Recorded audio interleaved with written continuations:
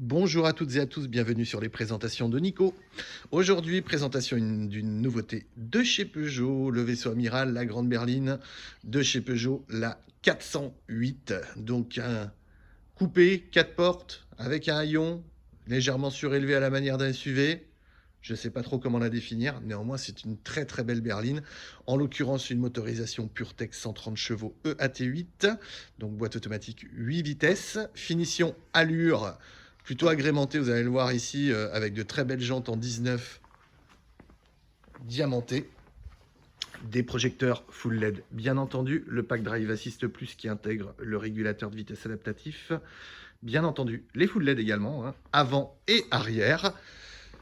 Donc vous voyez, on a cette ligne que l'on suit tout le long qui va remonter vers ce très beau coffre avec une espèce de double béquet. Je ne sais pas si vous allez voir sur le côté. En fait, on a le béquet sur le haut et le béquet en bas. C'est vraiment très très joli, hein. L'éclairage à LED est très beau aussi, hein, vous voyez, comme ceci, qui clignote. Voilà, on a vraiment un arrière qui est hyper imposant, hein.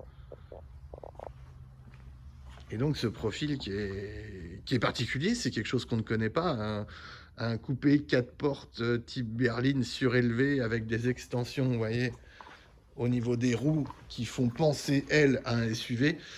C'est très particulier esthétiquement. Moi, je trouve ça plutôt joli, finalement. Voilà.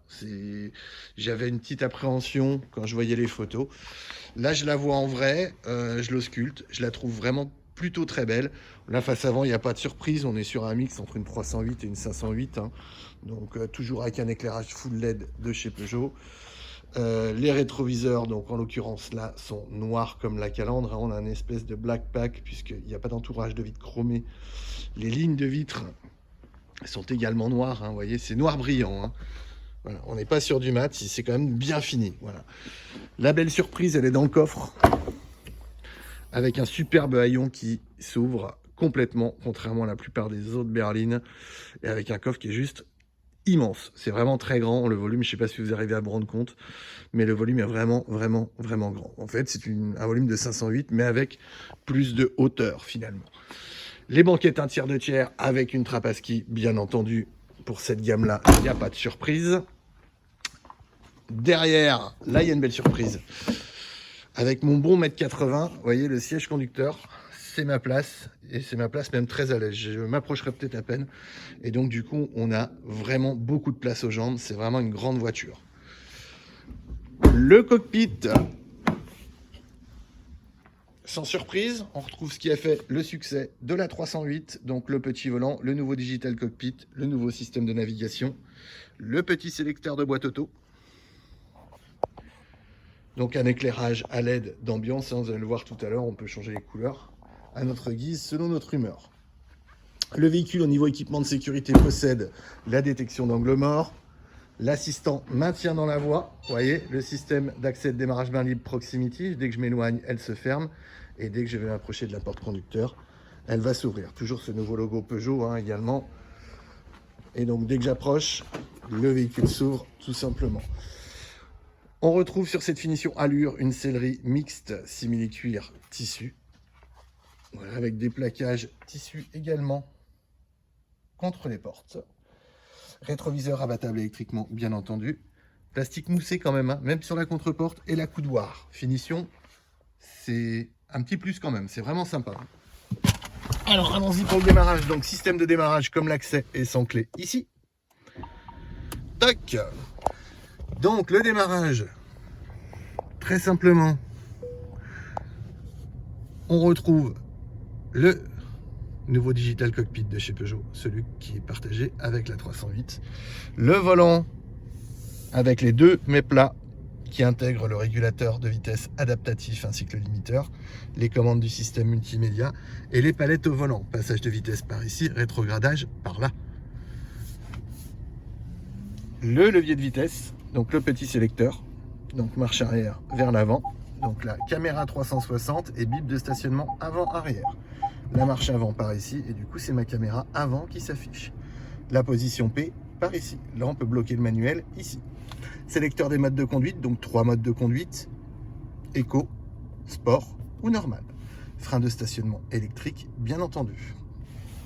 Notre nouveau Digital Cockpit, via le petit bouton qui est ici, va pouvoir être modifié. Hop. Voilà, soit les aides à la conduite, soit les données de consommation. On peut tout modifier comme on le souhaite, hein. Alors, y compris les couleurs, comme je vous l'ai dit, ça se fera dans l'écran. Puisque donc il y a le quartz, il y a le rouge, il y a le bleu, il y a du blanc. Donc il y a un petit peu tout, hein. Donc ce nouveau Digital Cockpit avec les toggle switch qui sont rétroéclairés, qui sont tactiles également, contrairement à l'ancien système Peugeot où c'était vraiment des boutons. Là on retrouve le menu maison de base, toc, par ici, qui va intégrer en fait différents réglages que l'on peut faire. Alors on a également différentes pages, hein, que l'on peut choisir.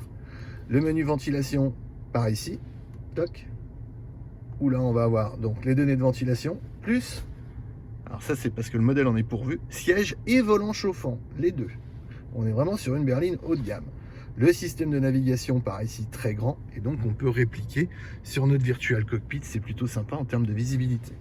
Bien entendu le téléphone, bien entendu l'Apple CarPlay, l'Android Auto, au niveau des médias, les radios DAB, la possibilité de mettre une clé USB bien entendu, et le streaming audio en Bluetooth également. Voilà.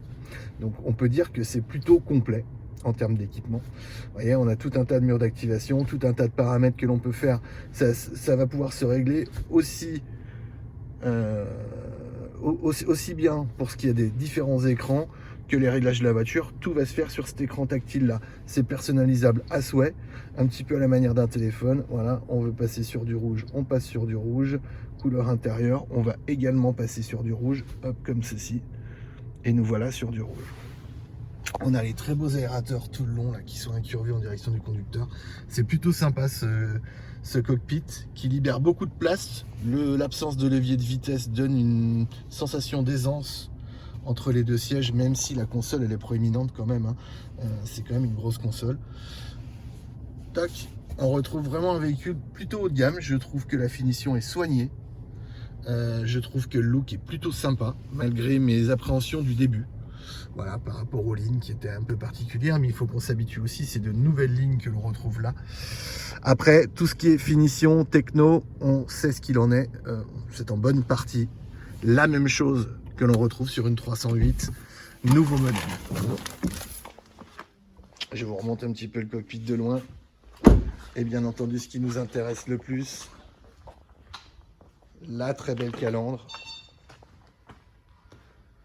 et ce 3/4 hyper agressif de coupé 4 portes de cette nouvelle 408. J'espère que cette vidéo vous a éclairé, qu'elle vous a plu. N'hésitez pas à laisser un pouce bleu pour dire que vous avez aimé la vidéo. Laissez un message également si vous avez quelques questions, que ce soit sur ce modèle ou sur un autre. Et bien entendu, abonnez-vous aux présentations de Nico. Je vous dis à très bientôt. Au revoir.